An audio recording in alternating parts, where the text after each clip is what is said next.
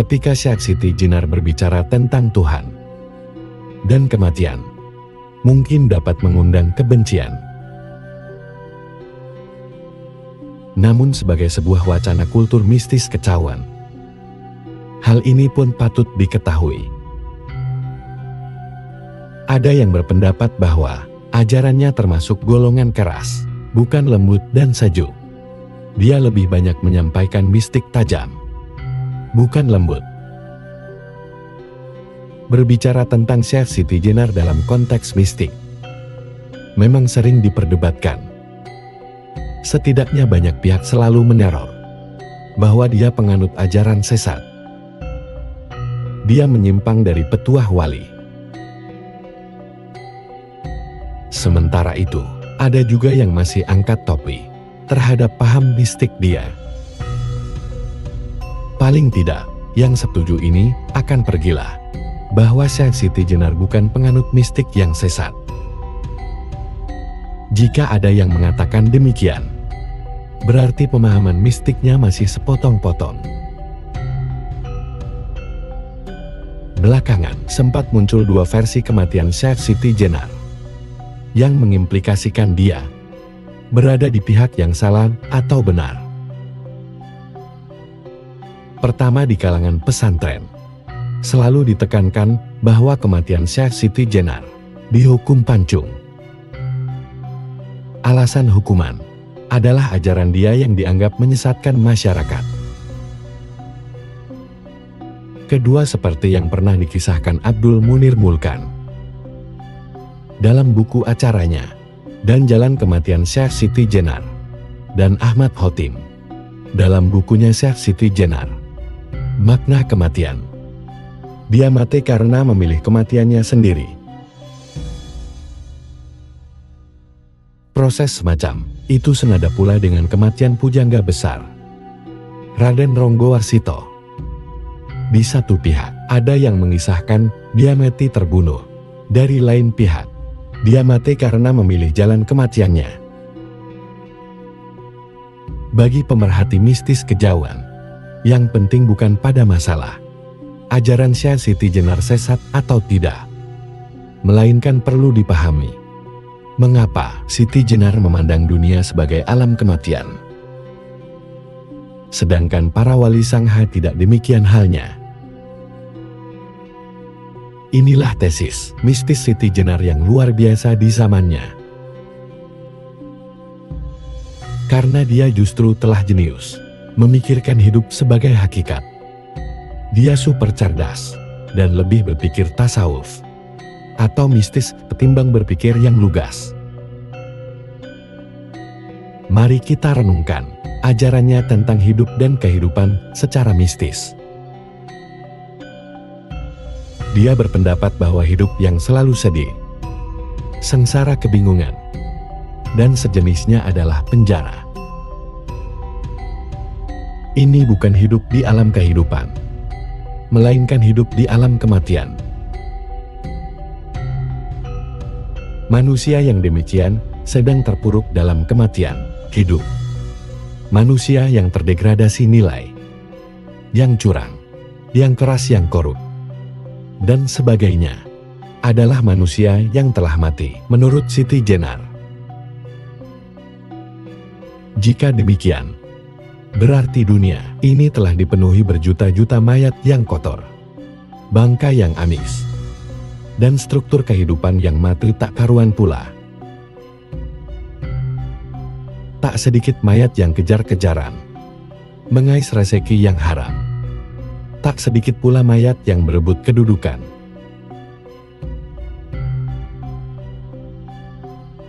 Dia berpendapat, di era kematian ini, manusia terikat oleh panca indera. Kondisi ini bukan eksistensi yang sesungguhnya. Hidup nyata baru akan ditemukan setelah mati. Di sana keadaan terang benderang dan semua hal yang mengandung kebaruan. Manusia tak lagi harus didampingi siapa-siapa. Manusia akan hidup mandiri. Siti Jenar berpandangan bahwa hidup setelah mati lebih indah, dan lebih segalanya. Karena itu dia rindu kematian. Dia sangat rindu terhadap alam real ketika dia belum jatuh ke kematian. Dia ingin kembali dalam keadaan suci, atau semula ketika belum kotor. Untuk itu Siti Jenar mengajarkan bahwa hidup manusia akan mengalami proses mistis. Ajaran dia tersimpul ke dalam 5 pokok mujangan, yaitu ajaran asal-usul kehidupan, atau sangkan paraneng dumadi. Ajaran tentang pintu kehidupan. Ajaran tentang tempat manusia esok hari yang kekal dan abadi. Ajaran alam kematian yang sedang dijalani manusia sekarang. Ajaran tentang yang maha luhur, yang menjadikan bumi dan angkasa. Kalau demikian, apakah ajaran dia memang gelap? Dari 5 jalan kehidupan yang dia ajarkan, jelas positif. Yang menjadi masalah, mengapa dia selalu mendapat kap merah ketika itu? Mengapa konteks ajaran demikian membuat Wali Sanga sangat marah? Pasalnya ajaran Syekh Siti Jenari yang demikian dianggap tak sejalan dengan ajaran para wali. Kiranya semua itu yang keliru adalah penerapan mistik Siti Jenar yang disalahartikan. Tak sedikit memang orang yang menerima wejangan dia, lalu berbuat onar, berbuat jelek, bunuh diri dan seterusnya. Pendek kata, tak sedikit di antara mereka yang segera ingin mati karena hidup di kelak kemudian hari justru lebih sempurna. Kalau begitu, yang keliru adalah cara menjalani ajaran Siti Jenar, bukan ajaran itu sendiri. Cinta mati sebenarnya bagus, tetapi jika merasa segera ingin mati dengan jalan tak wajar, ini yang salah. Padahal sejauh pemahaman, Siti Jenar tak mengajarkan orang harus bunuh diri. Ini masalahnya. Syekh Siti Jenar sesungguhnya tergolong guru mistik yang brilian. Dia guru mistik sejati yang tahu berbagai hal. Dia juga dikenal sebagai guru sekaligus wali yang menyebarkan Islam di Jawa. Dasar penyampaian acaranya adalah realita. Karenanya dalam berbagai hal, ada yang disesuaikan dengan kondisi Jawa.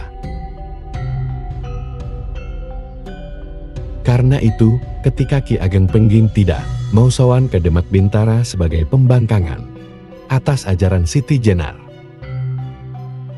peristiwa ini masih perlu ditinjau kembali. Bukankah di dalam karya berjudul Syekh Siti Jenar, Ki Ageng Tingkir juga telah mengingatkan secara politis terhadap tindakan Ki Ageng Pengging. Dalam kaitan itu, Ki Ageng Pengging memang menjadi manusia bebas yang hidup di bumi Tuhan, bukan bumi Demak. Paham semacam ini kalau dipahami secara politis tentu akan keliru. Paham ini perlu diterjemahkan dari aspek mistik, bahwa hakikat hidup memang kebebasan hidup. Manusia bebas hidup di mana saja.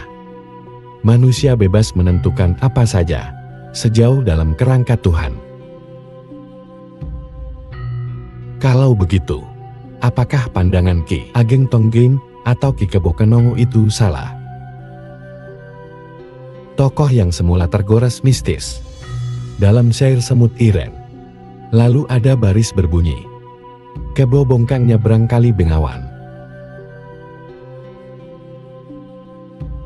Kerbau besar, yaitu Kebo Kenongo, yang menyeberang ke sebelah barat Majapahit. Sebenarnya mulia, dia pernah lari dari Majapahit karena tak mau mengikuti ajaran yang disampaikan Sabru Palon dan Noyo Genggong. Itulah sebabnya, dengan mengikuti paham Siti Jenar, Ki Kabo Kenongo tidak takut menghadapi resiko hidup. Hidup bagi dia adalah pilihan. Kematian bagi dia bukan hal yang sengsara. Andai kata harus menerima hukuman mati, bahkan menurut dia, takdir baginya sulit ditunda. Bagi dia yang selalu dikendalikan, yang maha kuasa, biarpun utusan Demak datang, dia tidak takut mendapati bahaya.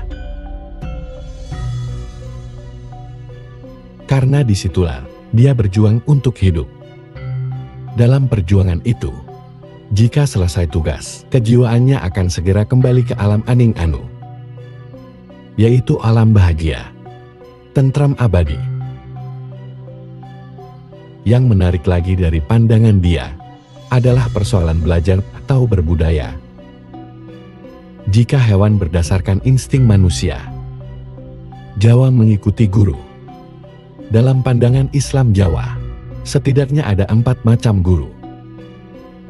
1 guru wujud, yaitu seorang guru biasa, seperti guru di sekolah, guru mengaji, dan sebagainya. 2 guru dituduh, yaitu guru yang bertugas memberi petunjuk kepada murid-muridnya. 3 guru sejati, yaitu guru yang memahami hakikat hidup. Guru ini akan mengajarkan bagaimana menempuh jalan kematian, kesempurnaan, dan kelepasan. 4 guru purwa, yaitu guru yang tertinggi. Ia ibarat manifestasi Tuhan. Dia mengetahui kodrat dan hirodaknya. Tampaknya, Syekh Siti Jenar meletakkan dirinya pada guru sejati dan guru purwa. Hal ini tampak pada pembahasan tentang kematian. Dia masalah, proses dan makna kematian. Digambarkan dari aspek psikologi Islam Jawa. Proses kematian dan maknanya ditinjau dari aspek kehidupan. Kejiwaan manusia harus melepaskan nafsu atau nafas. Nafas adalah batin atau rasa yang keluar masuk ke dalam raga. Nafs terdiri dari 7 tataran kejiwaan, yaitu jiwa al-amarah, jiwa luama, jiwa mulhama, jiwa mutmainah, jiwa spiritual, jiwa rupiah, dan jiwa rasai atau nirwana. Jiwa al-amarah yang berfungsi mengoperasikan organ tubuh, tak sekedar membuat orang marah. Jiwa luama yaitu jiwa yang letaknya lebih dalam lagi, lebih halus, yang ketika orang tidur akan menciptakan mimpi yang menembus ruang dan waktu. Jiwa mulhamah yaitu batin manusia yang menyebabkan mereka dapat menerima petunjuk Tuhan. Jiwa mutmainah yaitu batin manusia yang tenang. Jika ini diaktifkan, manusia Jawa akan mampu melihat apa yang disebut lahir. Foranya yaitu objek atau peristiwa di luar fisik.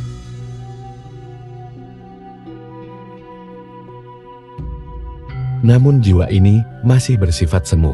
Misalkan kenikmatan seksual, misalkan suami impotan atau istri flegrit. Nyatanya tak diperoleh kenikmatan, berarti masih lahiriah atau batin semu. Jiwa spiritual, yaitu batin manusia yang mampu melakukan kontak dengan alam gaib. Dalam masyarakat Jawa, tradisi semacam ini dinamakan alam supana. Alam mimpi yang mempengaruhi jiwa manusia, mampu menerawang terhadap kejadian mendatang. Untuk batin ini ke arah futuristik atau jangka atau ramalan. Orang Jawa menyebut ngerti saturung nuwinara. Artinya mengetahui yang bakal terjadi. Misalkan lagi, gerak pikiran atau batin merasa nikmat secara otomatis. Ketika kita harus menganggukkan kepala, menyembah melambaikan tangan pada saat berhubungan dengan orang lain, adalah wacana batin spiritual. Jiwa rupiah atau kosmik telah meninggalkan alam pikiran, masuk ke alam intuisi. Kehidupan tak dapat selalu melalui kesadaran panca indera. Misalkan saja ketika orang berzikir ataupun meditasi, mereka merasa hilang. Yang ada hanyalah halusinasi dan ilusi. Dari sini orang akan menerima puisi jiwa, rasai atau nirwana, yaitu keadaan nafs yang melukiskan bahwa alam ini adalah alam langit, alam murni penuh ketiadaan, atau sunyurui. Begitulah esensi apa yang disampaikan oleh Syekh Siti Jenar, yang kadang-kadang merasakan ketiadaan Tuhan. Dan yang ada adalah Ensun atau aku. Tapi pada saat lain, dia juga mengakui adanya Tuhan. Misalkan kutipan berikut. Syekh Lemah Bang, Dharmastuten Karso, Sumarah Ingi yang dawuhi. Kata yang merupakan bukti sinkretisme dengan ajaran Hindu, sebenarnya juga menunjukkan bahwa dia percaya kepada Tuhan. Ia pasrah total kepada Tuhan. Pada suatu saat dia memang meremehkan sarangat, dan pada bait lain juga menganggap sarangat itu penting, dan seterusnya. Tegasnya, ajaran Syekh Siti Jenar masih merupakan teka-teki. Kemungkinan adanya rekayasa kultural dan politisasi ajaran juga sangat mungkin. Maka pemahaman menyeluruh ajaran dia memang perlu guna menyelami hakikat Islam Jawa. Tampaknya bagi dia, ajaran memang diramu dengan mistik kejawen. Jika ajaran ini dipahami sepenggal, maka orang awam akan menyatakan dia musyrik. Padahal bagi dia hidup adalah proses untuk menemukan. Ananing-ananing, aninum uninang, artinya hidup untuk mencari kejernihan batin. Hidup untuk mencari gunung atau tujuan. Tujuan hidup akan tercapai melalui sangkan paraning, tumati. Ini paham Islam Jawa yang selalu menjadi misterius dan selalu ditutupi, bahkan dikubur hidup-hidup.